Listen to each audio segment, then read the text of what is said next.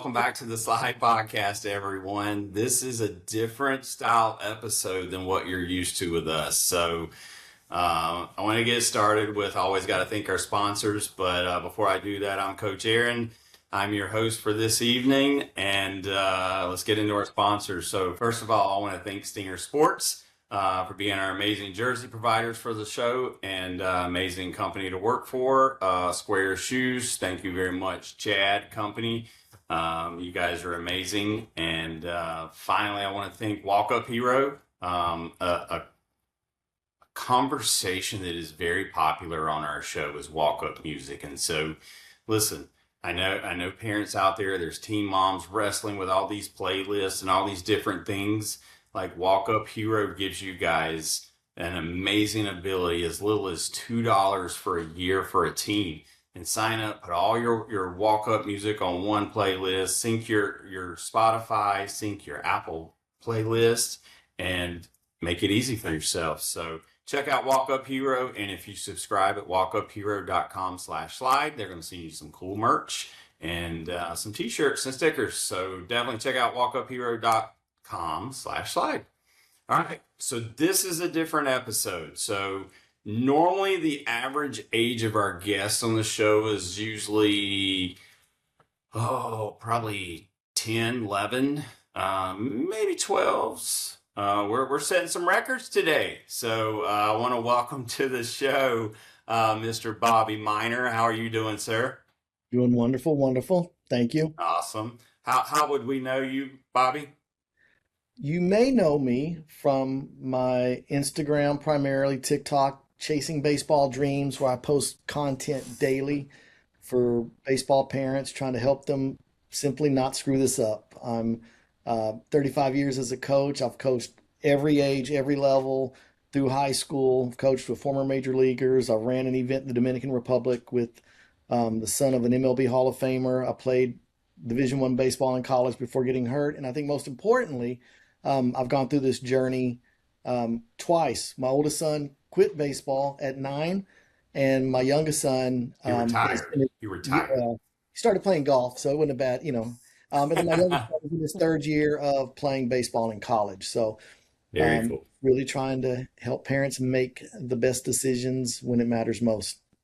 Yeah, because this world is changing, and the world for youth athletics and honestly amateur athletics is, I feel like, more complicated now than even the professionals. So like that's a whole nother ball game. We'll have to do another episode on just NILs. But also joining us from Arizona, Miss Mandy Holmes. How are you doing, ma'am? I'm good. Great to be here. Now, Mandy, how would we know you? So on Instagram, I am Carpool to Contracts, and that is because I teach parents how to offset the cost of youth sports by getting sponsorships. So any sport, any age, any skill level, ages 8 to 18. So we're not dealing with NIL here. We're dealing with sponsorships to pay for registration, travel fees, gear, equipment, all of that stuff can easily get sponsored. And parents, I found that they just don't know how to ask or who to ask. And so I did this with my 11-year-old. I figured it out. And now I teach parents through a course called Sponsor My Athlete. And it's 60 minutes. And I share all the emails and messages that I send to brands to partner with to offset these crazy sports costs that we are all victim to. I want to learn from you, Mandy. So thank you very much. And now one question I do have to ask. Now, since you're so good at this, I have to imagine you have like a baseball player that's like playing in these like heavily elite travel ball organizations that cost a fortune. Is that the case?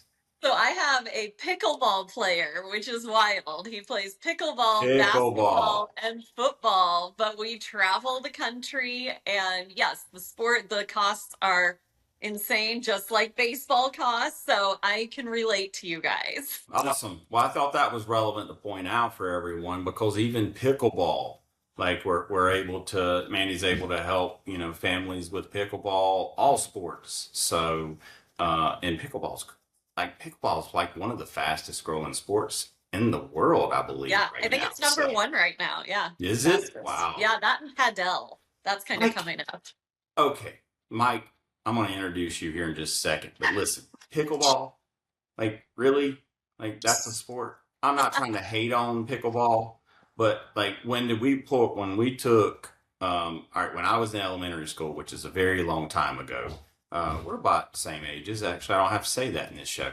Um, Remember we used to have beanbag toss, and they had the little boards with the holes cut out, and it was just like beanbag toss. And then we made cornhole out of it. Now we got cornhole World Series, we got World Champs. Like, man, I used to, man. See, now I'm going back down memory lane. So I'm just saying, that's crazy. Yep. Anyway, the world of sports is changing. So, Mike, sir, who are you? Yeah, so I'm Mike Langford. I'm the owner of DK. I also own Premier Prospect Sports, otherwise known as PPS, here in Dallas, Fort Worth. I've been in sports roughly since 1984 as a player, as a coach, and as an official, and now as a tournament organizer and a club organizer. Um, yeah, we specialize in putting on events. We pride ourselves in making the events an experience. So we've rolled that over to DK, and we want DK to be an absolute experience. I don't sell development. I think that's what is something that coaches do to get kids to come over, but we sell experience, and that's what we deliver is an experience on the field side and on the team side. So that's it's a little bit about who I am. I've done football and baseball for a very long time. I happen to be a better football player than baseball player, so my collegiate experience on the field as a football player, but my first love is baseball, and so I've done baseball for a very long time. Guys, what position do you play on the football field? In high school, I played on the defensive line, and then in college, I played on the offensive line. So, Okay. yeah. All right. And I do want to go back and make sure I correct myself in saying that pickleball is a freaking amazing sport, but like the costs are crazy. Like, like I can't believe like the cost of all of these sports. And I say pickleball because pickleball is such a new sport. Like, oh my gosh, Yeah. we're already punishing parents. Anyway, Yeah. all right. So let's get started. So we've got a lot of different perspectives on the show. We've got everything from parents and the recruiting side to the financial side, and Mr. Langford here is talking about the experience in the tournament side. And so let's take a trip down memory lane for a little bit and talk about what baseball or what sports was like maybe when we were growing up a little bit. And so, Mandy, I like to start with you maybe a little bit, and like when you think back, like what was your memory of sports growing up? You know, when I was growing up, I was in dance. I was in dance and Okay. cheerleading. So those were kind of my Ooh. sports of choice. And, it was very similar to being a part of any team. Mm-hmm. I remember I look back and think about the friendships I made there and all the costumes and where we traveled to. And I have those memories ingrained in my heart, and it Yeah. was such a special time belonging to something bigger, like a team. And I think as an only child, that really helped me socially and emotionally develop, just being part of something that I was, required to be there or it would fall Mm-hmm. apart. And so I Yeah. think it's just such a positive memory for me being part of a team as at a young age. Yeah. I mean, Yeah. honestly, for kids like yourself, that's the only child, like that interaction between friends is such huge for social development. I mean, honestly, Yeah. for all of us. I feel like, Mandy, I'd be honest with you, I feel like I didn't develop socially until I was probably in my 20s. I was probably, I didn't talk a lot. So, I was a late bloomer, but it's okay. It's okay. But I agree I with you think the that boys are a little slower than the girls. Isn't that what they say? A little behind that's what I generally. keep being told. I Okay. don't know. I don't know. I would have to say between the four of us, you probably developed. You were well ahead of us. So sorry, guys. I put you all in the same bucket as me. So, Bobby, when you think about sports when you were young, man, what do you think about? Wow. It was, you know, I'll give people a visual. If you kind of, for me, if it's kind of like Bad News Bears meets The Sandlot. That's kind of, what it was like for me as Okay. a kid. During the summer, we'd play some sort of baseball every day, either on an elementary school playground with the backstop or a vacant lot. No adults. We learned how to play on our own really by emulating our favorite MLB players back then. But we didn't have. It's not like it is today, where man, at T-ball, you got 8 dad coaches and all the rest of the dads are around the fence. And every time the ball's in play, everybody's screaming what to do. And the kids don't learn how to think on their own or anything. But it was just I mean, it's really a part of my daily life growing up. And probably what fostered my love for baseball even to this day. Did you have travel ball when you were growing up? No, no, but it's kind of funny because like I grew up, I mean, I was born in the late 60s, grew up in the 70s, graduated from high school in the 80s. And when I was 12, my stepdad, we played for a local little league, and he worked at a local boys and girls club. And after we finished our all-star season, he basically recruited all of our all-star team, had them join this boys and girls club, and we were the 12 and under summer team for this boys club, and we were beating 14 and under teams. And we went to Houston. I'm in Fort Worth. We went to Houston and played in the state boys club championship and came in second in the state. And I always tell him to this day, because we still keep in touch, I said that was select baseball, travel baseball, before there ever was such a thing. And That's so right. it didn't exist, but that was kind of an experience of it very early on. Yeah. Well, I remember like when I graduated in 96, and so for the kids out there listening, like chill out. Like, yep, I've already told you in 180 some episodes that I'm old. But we didn't really have travel ball either. I mean, we had some pony, like we had traditional pony league.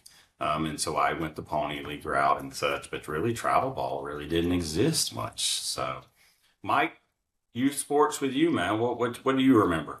Yeah, a lot like Bobby. There wasn't, travel ball didn't start to be a thing until I think I was 12 or 13. So I remember going into high school and there's a whole group of kids I'd never seen before that played baseball. And I'm like, wait a minute, you jokers play baseball? And they're like, yeah, we play for such and such travel team. And I'm like, what is that? And it took me a minute to figure out there was a whole new life. And so I went home and told my dad, like, hey, did you know there's this thing where you can be on a team and go and play other teams from other towns? And he's like, yeah, it's select baseball. And I was like, well, why aren't I playing that? He goes, well, we can't afford it. So it just came down to a simple thing.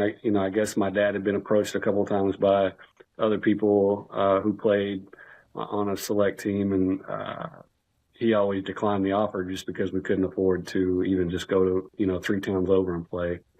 Remember, Mhm. and Bobby can probably attest to this, when travel ball started here locally in DFW, it was the Mesquite BBI League, and it's where the Dallas Mustangs and Dallas Tigers and a few others first got their start in this. And that was about the time in 92, 93 I think is when that started, 91 maybe. So, I was 11, 12, 13 years old at that time and had no clue what it was until I got into high school and I saw these kids that, I thought going into that tryout in high school, like I was a shoe-in, no doubt I was going to make the teams. I was the best player in my rec league. And then I see all these kids and I'm like, holy crap, where'd these dudes come from? And they can play. So they took it way more serious. They took it way more serious than I did. And thankfully, my coach wanted a third catcher that could hit. So that was my saving grace, is that I could hit. So, but yeah, mostly rec football and baseball and basketball. And then, I got introduced to travel ball as a high school player and played a couple years. Now, when we got into high school, we played together as a team, and I thought that was pretty cool. It's something I wish kids would do again. It's a different experience to play with the guys that you go to school with and that you play varsity baseball with. You play with them all summer long.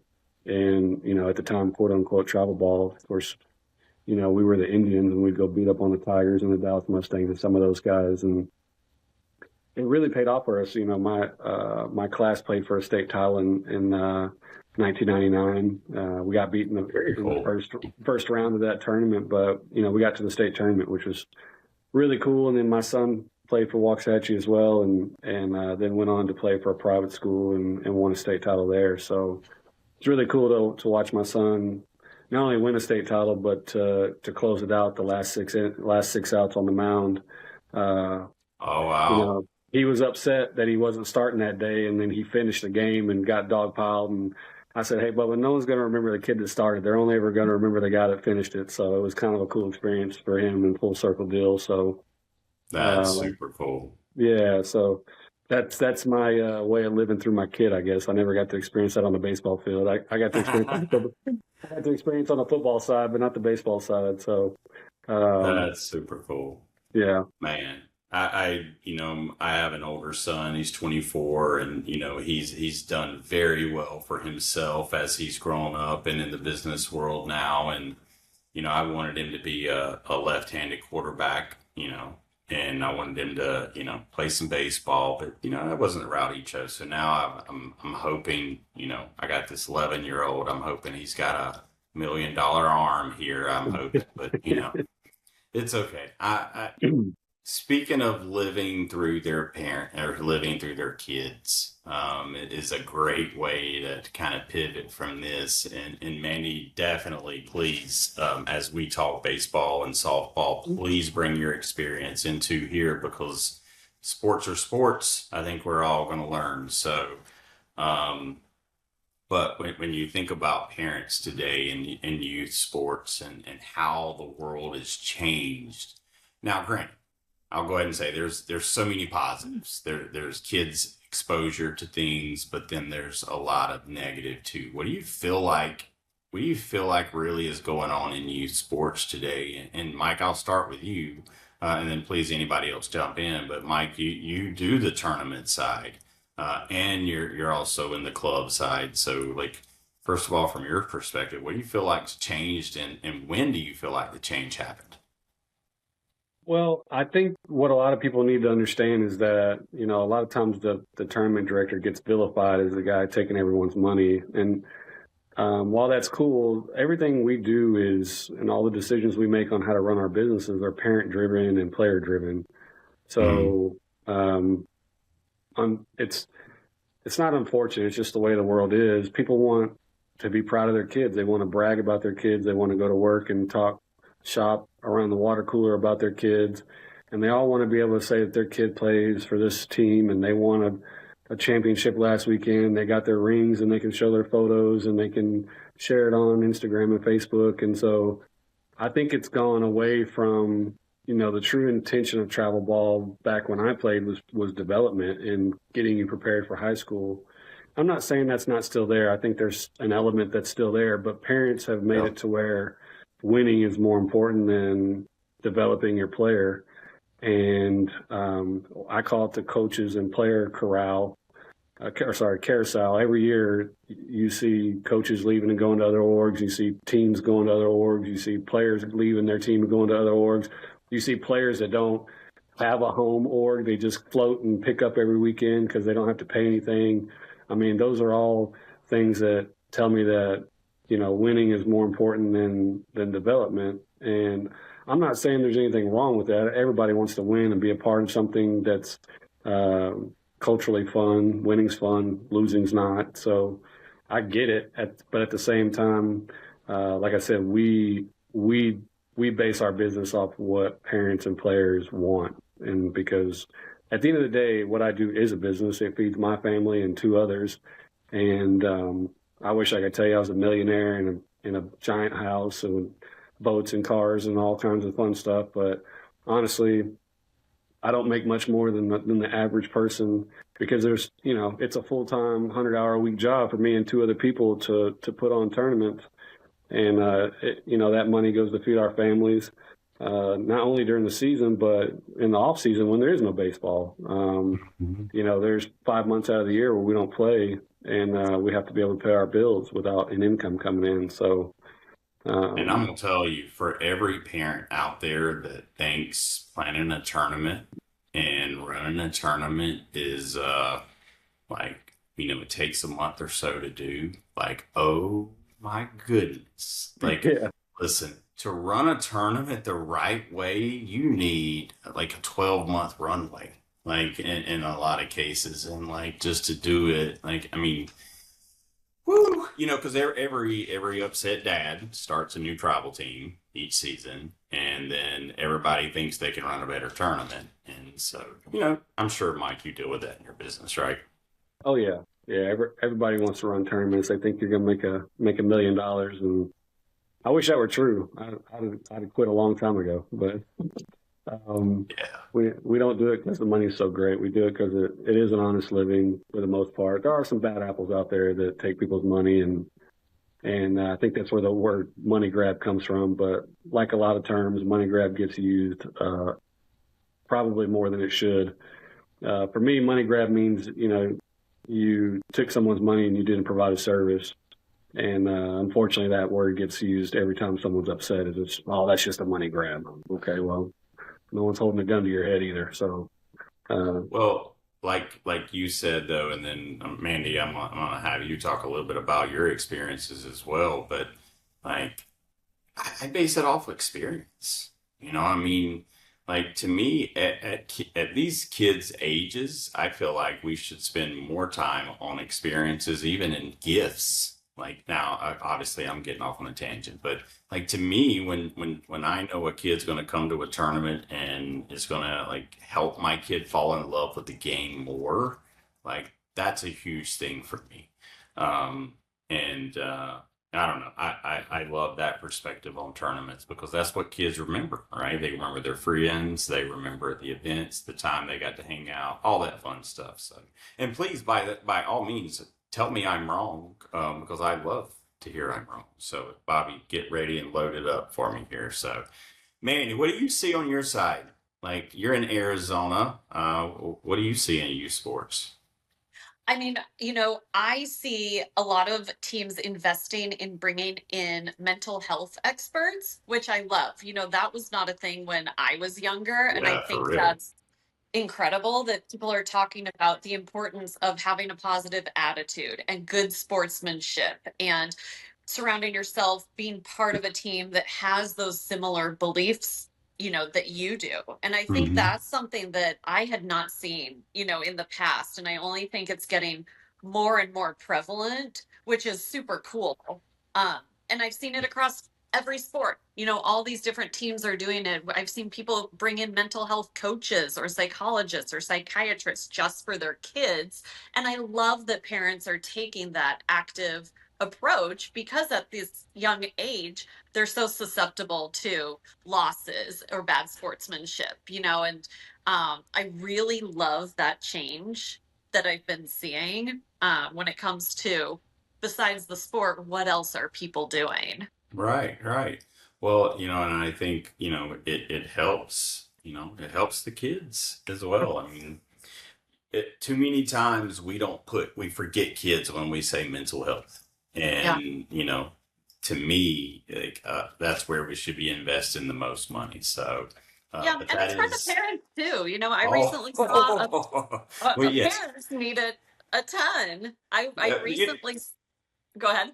no, no, I was going to give Mike a suggestion. You know what, Mike? Next tournament you run, you should invite like some therapists to come set up at the tournaments. That would be hilarious. For Like, parents, parent yeah, therapy. just for parents, only Yeah, yeah. parents, 21 and over. yeah. Um, Bobby, what do you see in youth sports, man? You're seeing it with your kids. You experienced it. What are you seeing these days? It's crazy. And, a lot of my content that I post, people might think that I'm anti travel ball, anti big orgs, anti all of this. And I talk about the negative side a lot. But Hmm. I talk about that because I'm trying to help parents see that there's this whole industry, and it's not just exclusive to baseball. I'm going to talk about baseball. It's all the big sports where, it's big business. There's a reason why the private equity firms are buying up, Perfect Game and all these big organizations and things because they know there's a lot of money in it. And they unfortunately prey and capitalize on the fears of parents. Like if I don't do this for my son, he's going to fall behind. And then the aspirations. I want my son to play college baseball, so he needs to do this. And in the middle of all of that, you have a lot of parent egos and coaches' egos that are involved, that they just chase it. Here's the thing: select baseball is not select baseball. I mean, that's just No, anybody can not start a team. anymore. Anybody can start a team and call it a majors team. They can call it the DFW Scout Elite National National team. Team. You know what I mean? And it doesn't mean anything. And you have a lot of people coaching teams, maybe with good intentions, but they don't have the background or the experience to coach. Um, and it's just a mess. That's why you see so many videos online of parents fighting with each other in the stands, parents fighting with the umpires, coaches fighting with the umpires, because they don't you don't know what you don't know, and they make such a big deal. They think they live and die on how somebody scored something in Game Changer for their 8U son. You know, and I tell people, my son played in college. He never had a single college coach ever ask him what was his batting average in 14U, who did he play baseball for in 12U, how many rings did he win. Never asked him what his perfect game ranking or grade was. And most of those things mean nothing in the big scheme of things, and they forget that 75% of all players are going to quit by the age of 14. Less than 10% go on to play beyond high school.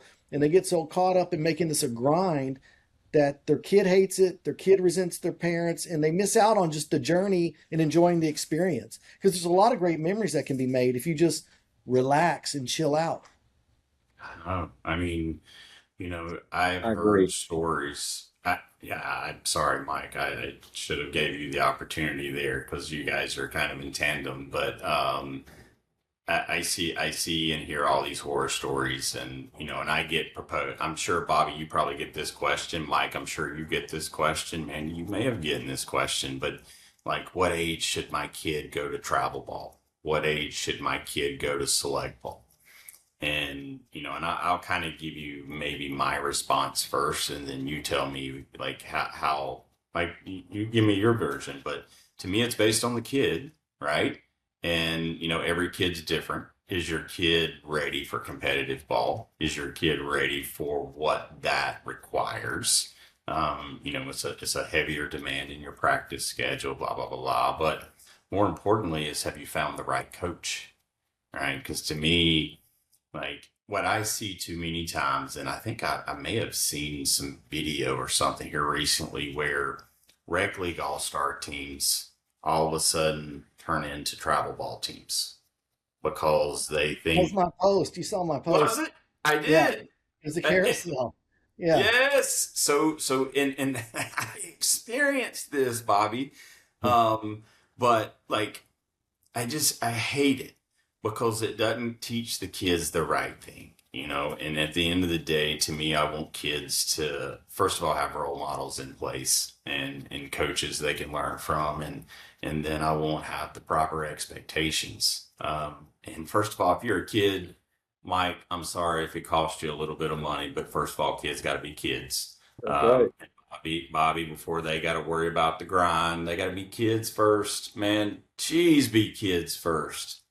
Ah, go Let ahead. me say this. So today I was talking to a dad that reached out to me from the Dallas Fort Worth area.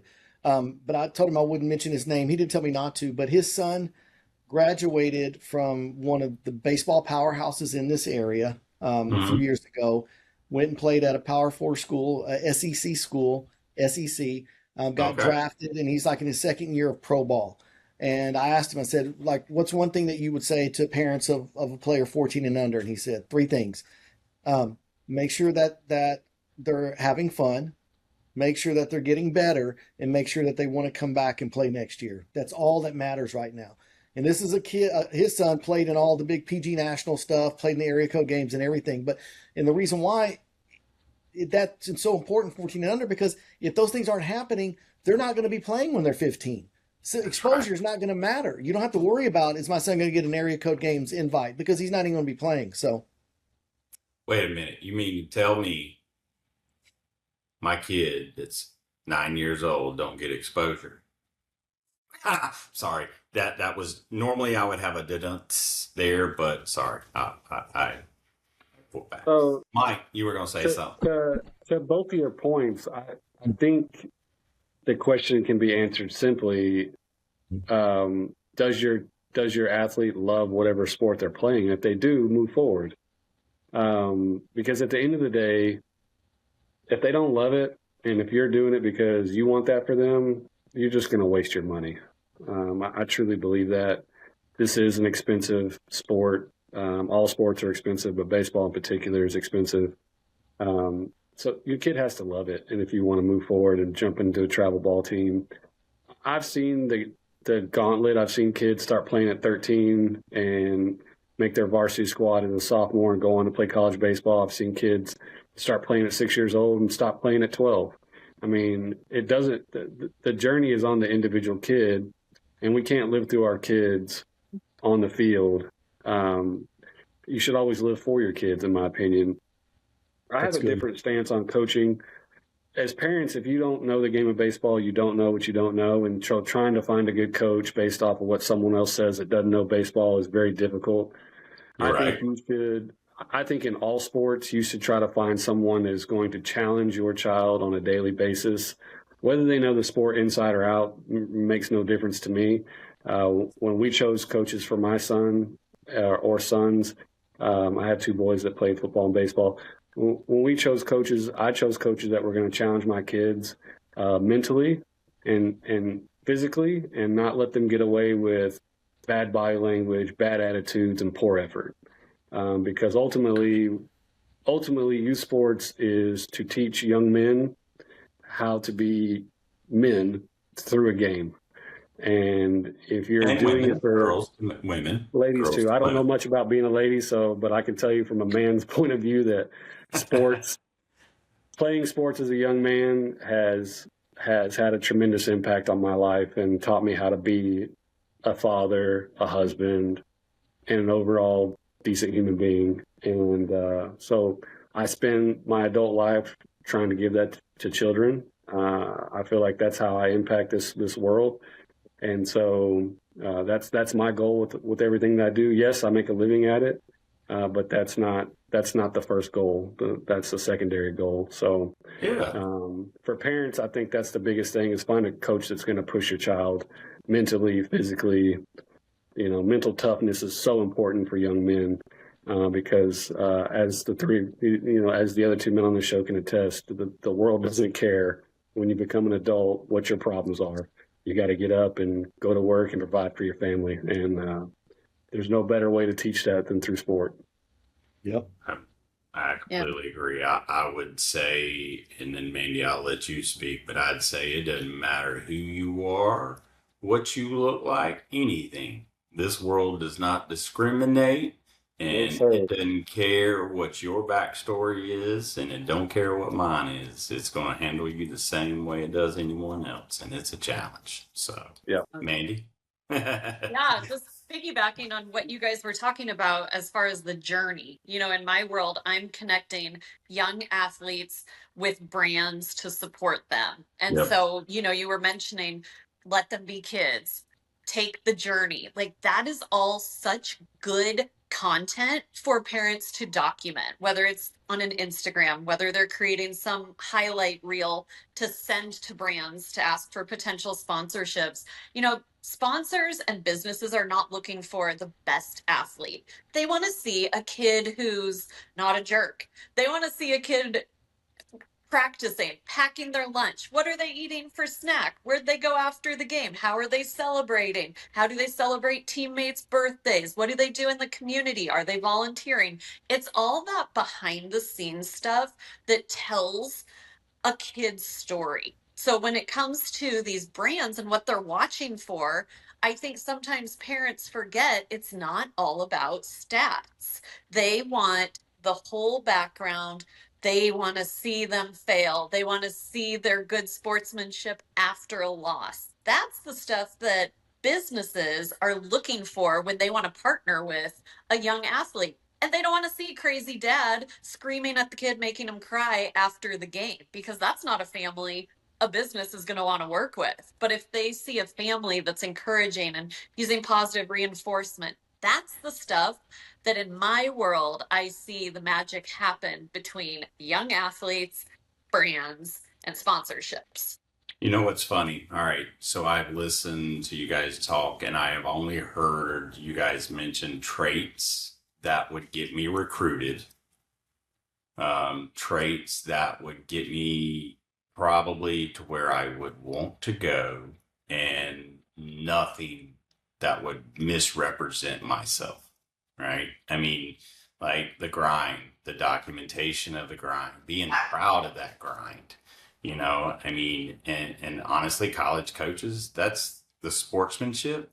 Yeah, I've heard recruiting stories of where college coaches have told me they've watched a kid after a loss, and they've watched him come off the mound or come out of the dugout and followed him with his parents all the way to the parking lot, to the car, only to watch to see how that interaction was going. And they've changed their minds on recruiting based on what they've seen in the parking lot.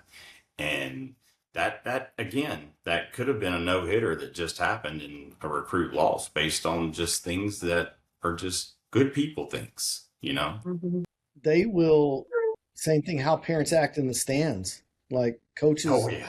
yeah, they'll do that. But it's, I had this thought a minute ago, but so I'm gonna kind of go back to it. But like, it's crazy that younger, like because I'm in a bunch of Facebook groups. I see parents asking questions all the time, wanting help and answers and everything. Where, it's like a 9U kid who they paid $3,000 and he's only playing one inning a weekend, or a 10U kid where the coach is trying to make him a PO already. All this craziness, and it's just, man, it. Now there are a lot of good organizations, good teams out there that care about the players, develop the players and everything, but just a lot of people that have no business coaching, and it just, parents, feed into it. And when I coach the younger ages, 12 and under for sure. Like I would never care. I didn't care if we went 0-2 in pool play every tournament, because I'm going to play every player in the infield and the outfield. And I know what some people say, well, so and so can't be in the infield, he might get hurt. Well, that's the coach's job, parents' job. Make sure little Johnny can catch the ball. But I'm going to play everybody in the infield and outfield, not equally, but everybody's going to play multiple positions, infield, outfield. I'm going to pitch everybody if possible, and not pitch anybody more than one inning. Even if they say they're not a pitcher, they're going to get on the mound and pitch. And then I'm going to flip the batting order. And then bracket play, I'm going to put my best lineup out there, and I might only rotate in the corner outfield spots. I'm going to put my best batting order. Everybody's going to bat. That's what I do, because to me, it's a balance of development and winning, And because if you truly focus on development, winning is going to come. But I'll say one more thing. And then I saw a post on Facebook today that I responded to, where somebody was saying, like, hey, I think it was a 10U. My 10U son, we just joined this travel ball team, and all of his friends, good coaches. My son's getting better, but we're 0-12. So should I be thinking about joining a different team? And I'm like, let me get this right. Your son is having fun. He's getting better, but you're worried about wins and losses. I said, To my point, like, they don't have anybody to brag to. well, you're looking at the wrong thing. Like, nobody cares. Nobody cares how many turn. Their And Facebook posts don't sound as good, Right. Bobby. Right. That's right. and I'm pretty sure it was an anonymous post. Nobody wants to. Of course. Of course. Of course, it was So, Yeah. Oh, that's crazy. I mean, you know what? I asked a coach last year. This time last year, I asked a coach if he put his win and loss stats on his resume. And it was a good friend of mine. And I meant it for the kids out there. I didn't handle this the appropriate way, so I'll take this back, and I don't ever follow me as a role model in this situation, but I meant it as a bad jab. Because like I've even experienced like coaches that won't even like scrimmage, and won't practice with other clubs and teams, because just they don't want to show off anything, and they don't want pitchers to see whatever. And oh my gosh, I mean, I'm not keeping I'm not keeping books on your team here. So I mean, Mike. Well, and that's the thing. I think that's the thing that kills me. And maybe this is because of my football background, but in football, we don't have all these divisions. It's you go out and you line up and play, and if you get beat, you get beat. There's no ducking a better team in a football schedule. You're going to see them, and eventually. So, for me, like the mentality I have with when I coach football and when I coach baseball is the same. Let's just go compete and not worry about how big they are, how good they are.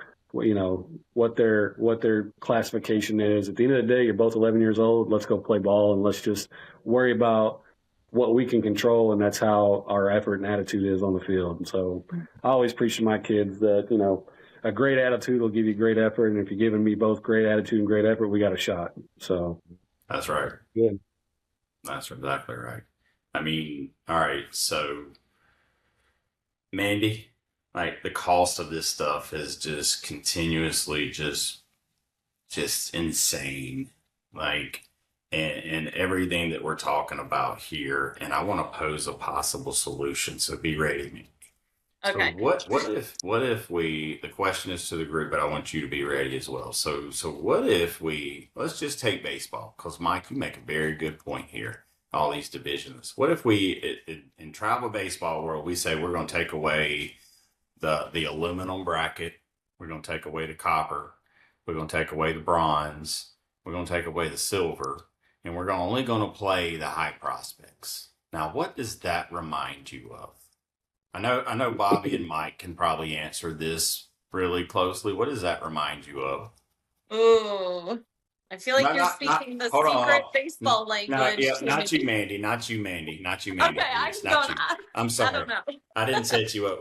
To me, all right, should I answer does this remind you guys of anything if I take away all those layers? That's true select ball, right? That's what I was going to say. So if what you just said happened, it would do two things. Select baseball truly would be select baseball, and Little League and rec ball would have a revitalization.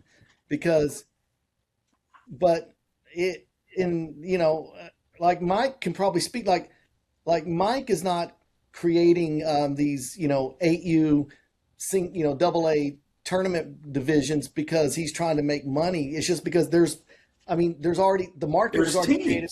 Yeah, Mike's just providing a good experience service to those people that are going to do it anyway. But yeah, if we did that, it would be back to true select. But that unfortunately is never going to happen. Mike, why can't that happen? We've kicked around. I'm coming to you just a second. I hate the gold and silver.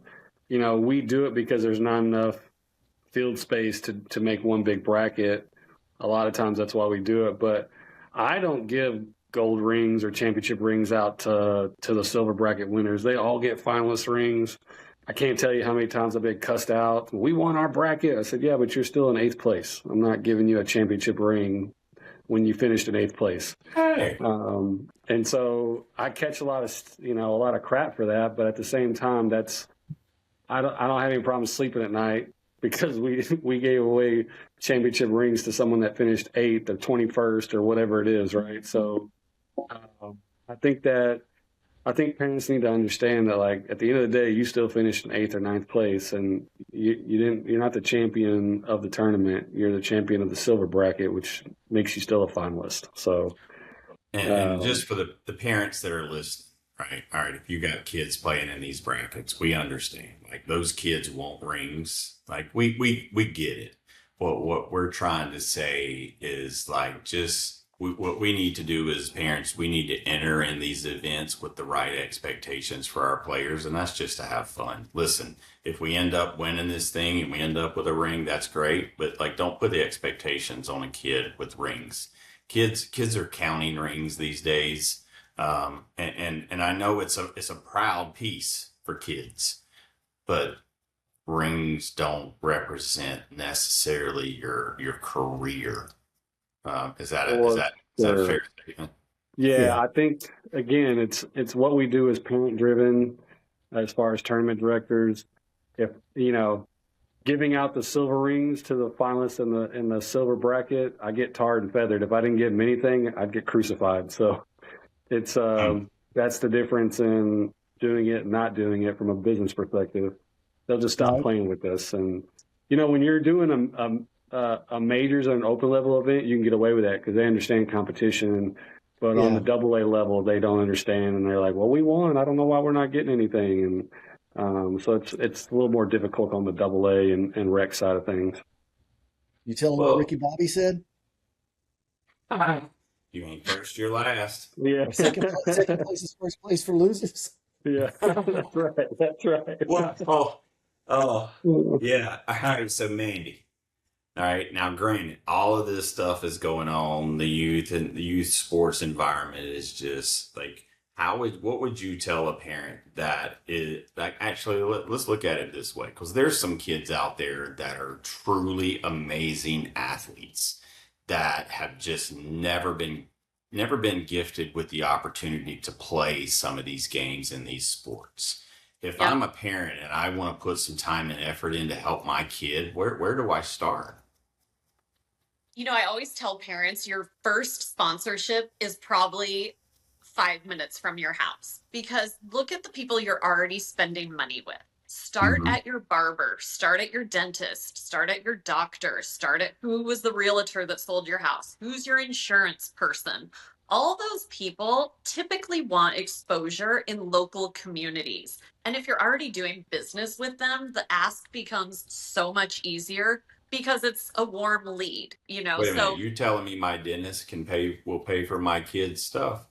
absolutely, they love it. Maybe your kid is going on a travel trip Hmm. and the dentist wants you to wear that shirt at the airport for $250 toward your next tournament. That's one of the easiest asks. I tell everyone to start with their dentist because Really? they want to get in front of families like sports families. Sports Okay. families are connected, they're talking to each other, they're exposed in the community. A lot of them have Very social true. media, either the parents or the kids. They're involved at their kids' schools on the PTO, or they're involved with their kids' sports teams. They have a reach, and those are the perfect demographic. So start with people you are already doing business with and make it a small ask. Make it $50, make it 100, make it 250. Start there. And you'd be amazed at how many businesses truly want to support youth athletes when you position yourself as a great pillar of the community. People just aren't asking. To Mandy's I- point, there's an old saying that I learned as a kid: closed mouths don't get fed. So, um, Yes. anytime I'm negotiating or I need something, yeah, I'm asking. I don't, worst you can tell me is no. So, That's what I was Yeah, going to even say. teen parents. mm, I've had teen parents take my course and get their whole entire season uniform sponsored just with one little ask because they're like, oh, yeah, that parent on our team is a realtor. Or it just gets people thinking. And if you're positioning it as a partnership, it's not a charity, it's not a handout, it's not a fundraiser, it's truly a partnership, then businesses are like, oh my gosh, this is the easiest yes I'll ever have. So it's not So, about my square. right. No, it's not about my square. Okay, okay, okay. I'm Yeah, just it's more so. so here's what I can bring to your brand. And local businesses are the way to start for sure.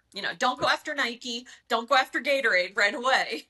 Um, Well, that's a good point though, because sometimes that parent, like that's what they're familiar with, right? We're mhm. used to hearing sponsorships and we're used to hearing Reebok, Nike, Adidas. We're used to hearing these premium Coca-Cola, all these premium brands that are household names when we don't think about, like what you started with 5 minutes from your house, right? Yeah.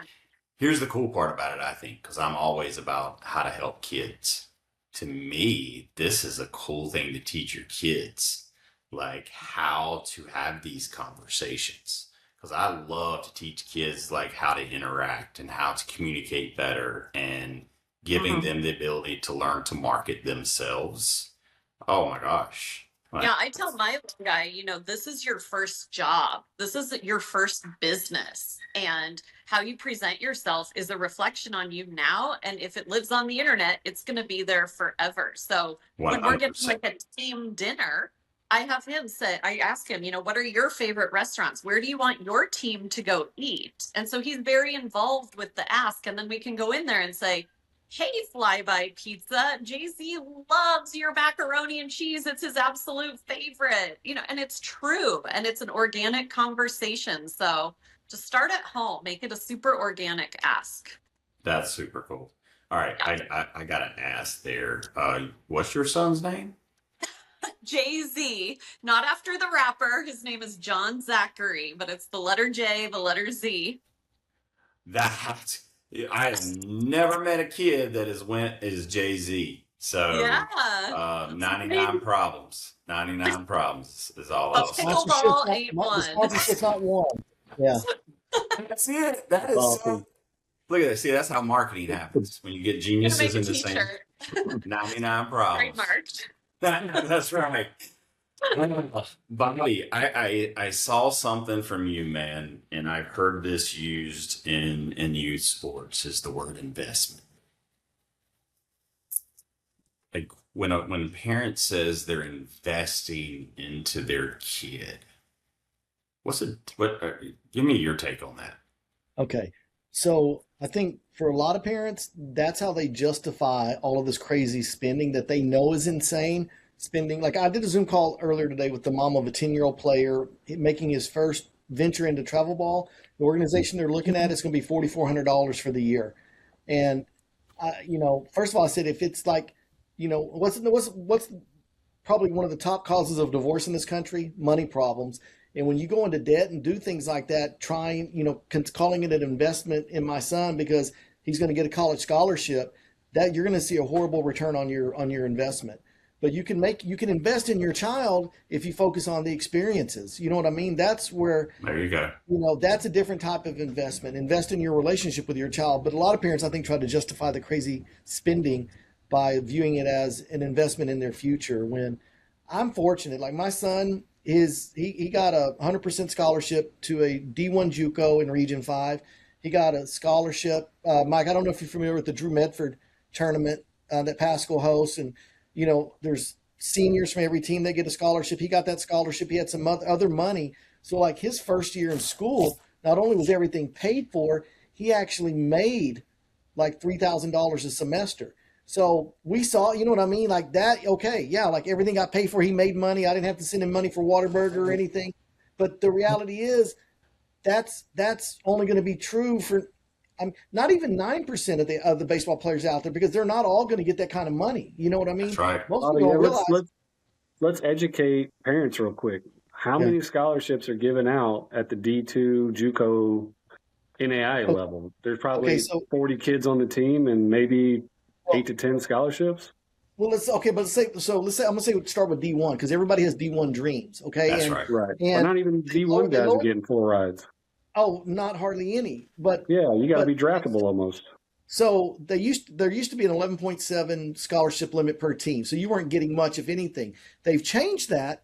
They've lowered the roster limit on D1 to 34, and theoretically, you can give 34 full rides in theory. But not even there's a ton of even I don't know if every Power Four um, D1 even has the money to do it. So No. just because D1's talking to you, you're not going to get a full ride. They don't have the budget for it. You're lucky if you're going to get 20%, 30%. That's going Yeah, to be a I think normal. Yeah. there's 10 schools that can actually afford to give out 34 rides, and it's not Probably. the Yeah. there's probably not the schools you're thinking of. These are absolute powerhouse baseball schools like your LSU's, your Texas, Yeah. your Vanderbilt. TCU's, Yeah. Vanderbilt, Ohio State. Most of these athletes, and I'm just going to give you guys a broader education because I worked for two different athletic departments. Most of these college athletic departments run on a deficit. There's only a handful of schools that make enough money to fund their entire athletic department. And so a lot of these schools are fundraising, even at the D1 level. Like I worked at Tulane, 90% of that department's budget came from fundraising. Football didn't make enough money to carry the salaries. But you got to understand, like football and men's basketball make the majority of the money to fund the other scholarships and all the gear and equipment and travel and everything that goes into coaches' salaries. So the majority of these schools don't even have the funds to give out full rides to sports that aren't generating large income. And let me tell you, baseball is not a sport that generates a large income. Neither is Yeah. pickleball, neither is bowling, neither is track and field, neither is cheer or tumbling or dance or all the other sports that give out scholarships. Football and men's basketball and sometimes women's basketball is what's paying for the entire athletic budget. So to think that your kid's going to get a scholarship out of the thousands and thousands and thousands of kids that play baseball is very I don't want to say ignorant because you just don't know what you don't know, but it's very it's not very realistic that that's going to happen. You have to have a 1%er, and to be a 1%er, you'll know at age 9, 10, or 11 if you got a 1%er. It's very evident. And I talk a lot about too. There's no such thing as an elite 9-year-old, 10-year-old, 11-year-old, 12-year-old. No. Those are just the kids that have grown earlier and have better hand-eye coordination. But back to what you're saying. So like D2, 9 scholarships for the entire baseball team. So you're not getting a full ride. D3, no athletic scholarships, only 0. academic. Yep. NAIA, 12 scholarships. And then JUCOs, D1 and D2, there's 24 full scholarships. So if you want to get the most money possible, your best route is going the JUCO route, which 95% of baseball players out there should look at a JUCO before anything else anyway, coming out of high school. But there's another factor in there now too, Bobby. It's because of COVID. A lot of these schools aren't picking up kids out of high school. They're hitting the transfer portal and giving their scholarships to the transfer portal kids because they've already played for a couple of years. Yeah, they're already seasoned. So look, okay, this is what somebody needs to understand. You have a 17-year-old high school senior just finished his baseball season. He's a second baseman, and you think he's a great player, and maybe he is. My son's a 21-year-old redshirt sophomore that has 3 years of junior college baseball under his belt. There's no comparison. You know what I mean? And even if you go to, let's say, a D1 mid-major, an Abilene Christian, and they say, you know what, you might be our starting second baseman. Well, in December, when all these guys from the fall that went to these big D1 programs transfer, now all of a sudden you got another guy that just entered the portal that played 3 years at TCU and isn't playing as much as he wants. So now he comes into Abilene Christian. Who's going to play? You know what I mean? Yep. That's just the reality of it. And they get so caught up. It never changes from the early ages all the way up to college. Parents get so caught up in the name on the front of the jersey and not saying what's the actual best fit for my son. Because I'm telling you right now, if he's not playing, he's not getting better. And if he's not playing, he can't get noticed. And, absolutely. And I would definitely say, after talking to a lot of people that JUCO route, we've talked to so many kids here, and kids are the best thing there is this world has to offer. And they have dreams, and I'd never tell their dreams, tell them their dreams can't happen. But it's hard. That's why they're dreams, because you got to work hard to make them come true. But it is. In D1, every kid wants a D1 scholarship. And it's just that's the miracle. I'd say miracle is because if you're good and you're playing, they're going to find you. And man, that's a great statement. I was just getting ready to say that. It doesn't matter who you play for. If you can play, they're going to find you. And it doesn't matter what sport it is either. I played Division III football at Mayor Hardin Baylor, and we had a couple of guys go pro that I played with. I mean, just because they're at D3, they hit their shine when they hit it, and they end up getting, one of them went to the Canadian Football League and did well enough there to get picked up by the Indianapolis Colts, had a great career in the NFL with the Chicago Bears and Indianapolis Colts. So if you can play, they'll always find you. It doesn't matter where you're at. You could be at a 1A high school or a 6A high school. You could be at a private school. You can play 6-man football or 11-man football. If you can play, you can play, and they're going to find out where you're at. And with social media now, we didn't even have Instagram when we were younger. I mean, everything gets shared. That it's so much easier to find you now. Yeah. I keep newspaper clippings from when I played, and my kid always gives me a hard time. He's like, man, why do you keep that stuff? And why are you showing it off in your office? Like, hey, bud, when you made the newspaper when I was a kid, that was a big deal. It's kind of like being on Instagram and hitting 1 million followers. That was a big deal to make the paper. And so that's a viral post. That's a viral post. That's right. That's right. Your whole town got to see that you were the player of the week or whatever it was. So, that's those moments for me are big deals, and they don't understand that because they don't know what newspapers are. So right. Has your newspaper articles, have they started turning color yet? No, so so my grandmother did a great job of saving everything that I was ever printed on. And by all means, I wasn't a D1 player. I wasn't that good of a player, but for the town that I lived in, I was a pretty good player. And so I made the paper a little bit in the 3 seasons that I played varsity football. But she saved every bit of that. And so I found a company that will take that newspaper clipping and transpose it to metal. So I've got it all on plaques now, and it's hung on my walls in my office, and so they always give me a hard time. Like, why do you hold on to this stuff? Like, I'm like, hey, you made the paper when I was a kid. That was a big deal. So, For those are my real. memories as a kid. I don't have Instagram or video or any of that stuff. Everything I did was on Super VHS, which you can't even play anymore. So, Yeah. um, you know, Betamax. yeah. Listen, kids. If you're listening to this episode, yeah, we're a lot older than you, but see, we are the generation that is so fortunate that we didn't have cameras on Oh every man, that would have been device. so bad. Like, see, that's what you guys have to understand is you've given up all of that fun freedom that people can't hold you to anymore. And Or you see, can embarrass yourself in front of your friends and only your friends know about it. that's exactly right. Yeah, And we had fun, didn't we? I mean, yeah, a lot of fun. always had fun. And there's no record of it today either. So, Bobby, I got one question for you, man. I'm hearing this question start to happen more and more, and the rest of you guys may have an opinion as well, but should my kid play premier travel ball or should they play high school ball? Well, here you should play both because you can't play when you're in high school, you can't play travel ball during high school Yep. baseball season. Yep. So play for your high school because Mike talked about it earlier. It's a totally different experience. You're playing with the same group of guys for 3 or 4 years and you're trying to make the playoffs and it's a different, it's just a different environment than playing travel ball in the summer. So to me, you should do both. They're both equally as important. I know some people are going to say, you don't get recruited out of high school baseball and different things like that, but um, it's a different experience. There's a different sense of pride in playing for your school and playing with the same guys, you know, over the course of your high school career. And then by all means, play summer ball and travel ball and go play in the big tournaments when you're sophomore, junior, senior. There you go. Mike, what do you think? Yeah, I don't know what it's like in other states. All I can speak about is Texas, but I think if like some of the teams I know, and it's very rare now, but if you can find a travel ball where the majority of your high school teammates play and you guys all play together in the summer, I think that makes a world of difference. I know, like Grapevine High School, a lot of those kids play together.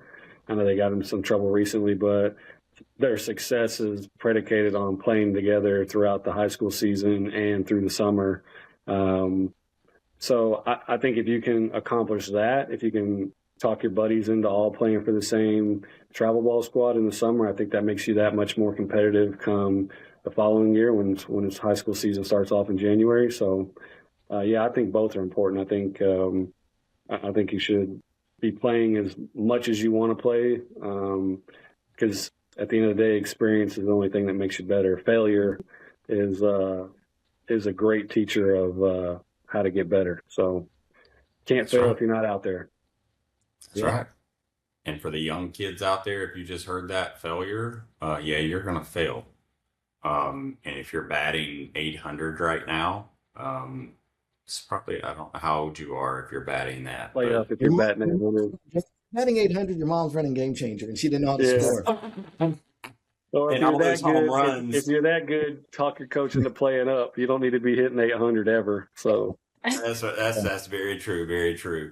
Mandy, all right, so we've obviously discussed the different dynamics in sports in general as well as baseball, but like as a parent, as you're going through this, like what would you tell the parents out there as they're starting to look in weigh cost, weigh the experience side? Like what's your mom hat telling you, and then what's the business side saying? Yeah, I think you sit down with your kids and you make a list of things of your goals. Is it to travel to 8 places this year? Is it to join this team? And then figure out the costs associated with those goals and then work backwards. Okay, we need to get $10,000 to pay for this season of what we want to do. You know, when Bobby mentioned he just talked to that 10-year-old whose registration fee is $4,400, my mind is like, oh my gosh, that would only take 3 sponsors if you ask them like this and provide this, and you work backwards. So we have a whiteboard, and I write $10,000 there. And then each time we get a sponsorship, we deduct it from the $10,000, and we just watch that number go down. And you know, we're making sure we're holding up our end of the deal. Are we posting about them? Are we wearing the logo? You know, are we showing up to their event? Are we bringing the team in for a meal? Whatever we've promised them, we have that all on a whiteboard, and it's really satisfying to check mark those things off. So yeah, I'd say figure out what you want, work backwards. You know, I like that because even at a 10-year-old, like Bobby, what do you think? I think that 10-year-old should be involved in that financial decision that they're making. I agree, but that's another problem with parents. They want to do everything for their kids. Like, I get it. Like, we don't want to make the mistakes that our parents made with us, so we want to give our kids everything that we didn't have. You know, Mike, you know, you said like you couldn't afford travel ball. I grew up, you know, poor, so we want to make sure that our kids have all these experiences and everything, but we shelter them from the real world, and that's why we have, you know, end up with a lot of adults that. I want to give like just my personal experience with this as a player and as a dad that's lived it as well.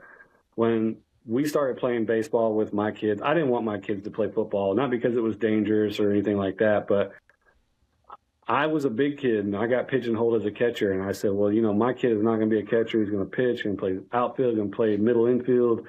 And so I was hell bent on making sure that he was good at those positions. And then when it came time to transition out of rec into more competitive baseball, I was more on the idea, like, I'm going to make sure my kids have the opportunity that I didn't have. That was my focus, was to give them the opportunity and the experience that I wasn't allotted because we couldn't afford it. But over time, my mindset changed on that, and I realized that I think I understood this because I used to play sports, is that I can only push him so far and so much. Eventually, this has to be his journey, his decision, his want to, his reason. And what I had to do was figure out how to make this as an enjoyable. So I had to stop coaching him. That was how I figured out that this was not about me and what I wanted. It was about him and his experience. So I had to stop coaching him because that interfered with my father-son relationship with him. Yes. I was able to wear 2 hats. He was not. And so my younger son, however, was able to wear both hats. When we were on the field together, I could coach him. I could be tough on him. When we got off the field, I was dad. And my older son could not handle that. And so I had to stop coaching him. And so that's when I realized, like, now it's about, let's make this a memorable experience as a family, as time together, enjoying what he enjoys, being a part of what he enjoys, and be a part of that journey in that way versus driving his decision to play baseball or to get better. When he turned 14, he asked me, well, hey, who are we going to try out for? I was like, you tell me. Like, it's your journey now. You're fixing to go into high school. Like, I'm not pushing you to go to practice anymore. I'm not taking you anymore. You got to figure it out.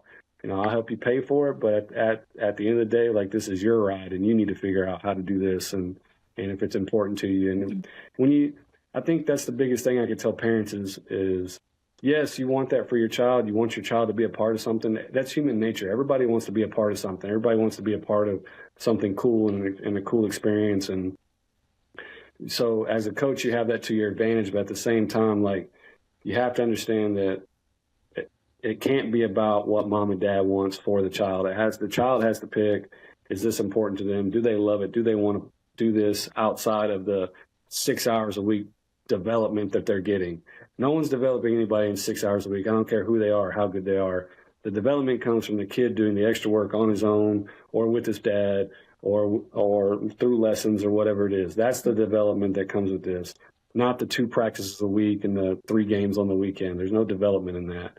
I do agree that you have to play to get experience, and that experience is playing is the only way to get better. But at the same time, like, it's the extra hours, it's the mental side of it. It's how much baseball are you watching in between games?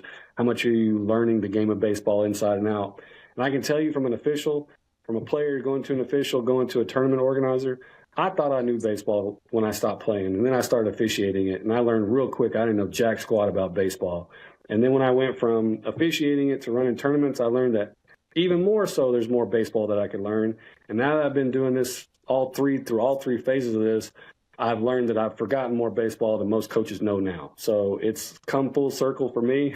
I laugh at coaches when they call me up and they tell me this rule, especially now with Google and AI. You could just hit a Google search and find the rule really, really quick and realize that you're being a jackass for no reason. So that's the funny part to me. Like, you could just Google it. I tell coaches, hey, hang up, Google it, and then call me back. And 9 times out of 10, I don't get a call back. So I love the infield fly rule at 9U and watch parents go crazy. I love the infield fly rule, period, because most coaches don't understand that you don't have to be in the dirt to call it. No, not at all. And it's only if it's a fair ball. So, yep. Well, you know what? I think we could do a part 2 of this. Oh, for sure. Maybe we definitely do that as well. But for the sake of our viewers and our listeners out there, we're going to keep this one right at an hour-ish, a little over. But I cannot let you guys off the show until you are asked our final question. And this question has been asked now, I mean, of every guest I feel like we've ever had on the show, with maybe an exception of 1 or 2 repeaters. But this is usually the hardest one, I'm telling you, like, seriously. I do got to say this. This question is brought to you by Walk Up Hero. And so make sure, see, now you guys are too smart. See, like, actually, Rabbit, I can't say you're too smart, because then that puts down the kids. Normally the kids don't catch on to this, so it's actually easy for me to do. But anyway, so this question is brought to you by Walk Up Hero. We can't go an episode without us talking about our favorite topic, and that's music and our walk-up songs. And so make sure you go try walkuphero.com/slide. Seriously, like, it's less than $2 a year for a team. Like, Mandy, that's not even one sponsorship. That's like fishing for some change in the couch cushion here. And now I'm organized my entire team's playlists all in one place. And it's even got widgets for your watch. So if the team mom gets up and goes to the concession stand, she can still clip to the next song. So, I mean, you can't beat that. All right, Bobby, you're up first, man. Bottom of the 9th inning. Rapper's Delight, Sugar Hill Gang. I'm old school. Oh, okay. Tick tock. Okay, I got you. Yeah. That's a first for this show. I will definitely say. I believe that. I definitely believe this. Mike didn't want to answer this question. He just bounced right off. I'm assuming he's coming back, but I like Rapper's Delight. For those out there who are not familiar with Rapper's Delight, that is one of the originals. When it comes to, like, New York rap, hip hop, like, I'm proud of you, Bobby. That's a good one, man. Okay. Gotcha. All right. We do judge people by their walk up music here. We're open and honest. It's okay. Mandy. All right. Pickleball. I don't know what your sport is, but you were in a team. You were in a cheer. But if you're playing softball. Okay, we're just gonna put you in a scenario. You got to come out and you need that song that's gonna, like, elevate your game, and you ready to go. What's gonna be that song? I think it has to be Beyonce, Who Runs the World. Girls, got to represent for the ladies. There you Good go. for every Okay. sport. That's a good one. Yeah. You know what? I could see some guys coming out to that too. Why not? It's the truth. It's the truth. Yeah. I mean, whatever. So. Anyway, well, look, Mike bounced off before we got his song. He might have an emergency coming up, but if he pops in, we'll make sure we get his walkout song too. But listen, guys, I want to thank you very, very much. What you guys do to help the baseball community and youth sports is pretty commendable, because, in the world we live in today, there's always someone that has a different opinion about how we should be doing things. And I know you don't do what you're doing today without criticism. So I think it's amazing what you guys are doing in helping educate parents, both you, Bobby, when it comes to the sports side of things, and Mandy, definitely with you when it comes to the sponsorship and helping parents deal with some of this stuff. Like you can end up putting your family into some serious debt. Believe me, a $4,500 season quickly turns into a couple years of second mortgages and all kind of stuff. So anyway, thank you guys again so much. All right, Bobby, tell everybody how we can find you on social media. Follow me on Instagram at Chasing Baseball Dreams. That's it. Love it. Simplistic. Because honestly, at the end of the day, that's all we really care about is Instagram. I mean, YouTube's good, but Instagram is big. Mandy, what about yourself? Follow me on Instagram at Carpool to Contracts. Awesome. And send you a message and you can get them set up. Is that correct? Absolutely. Yep. Awesome. Listen, I mean, I'm serious. Like we've given you some really good advice, some really good feedback here tonight. If your kid is dying to go play something and you're challenged with trying to figure out how to pull it off, Bobby's going to give you some amazing advice. Mandy's going to give you some amazing advice. And if Mike's here, if you know Mike, reach out to Mike. These guys have a lot of experience and knowledge in their field and can definitely help you out. So, all right, guys. Well, thank you again very much. Everyone listening, go out there and follow these guys. Pay attention. Make sure you follow us on all social media, whichever one that it happens to float your boat the most. We like Instagram here at the show, but make sure to subscribe on YouTube as well. And all right, guys, we're closing it out. All right, Ready, guys, man? until next time. Catch you on the Catch you slide. on the slide. Thanks for joining the action and sharing our love for the game. Now go practice your swing, or at least look like a pro in the mirror. Subscribe and follow the Slide Podcast and the Field Team on YouTube, Apple Podcasts, Spotify, and all your favorite social media platforms like Instagram, TikTok, and Facebook. Don't forget to leave a 5-star review, a thumbs up, and recommend us to every person you meet. Got a question? Drop it in your review. We might just answer it on the podcast. Keep grinding, dreaming big, and remember, there's nothing you can't accomplish. Till next time, we'll catch you on the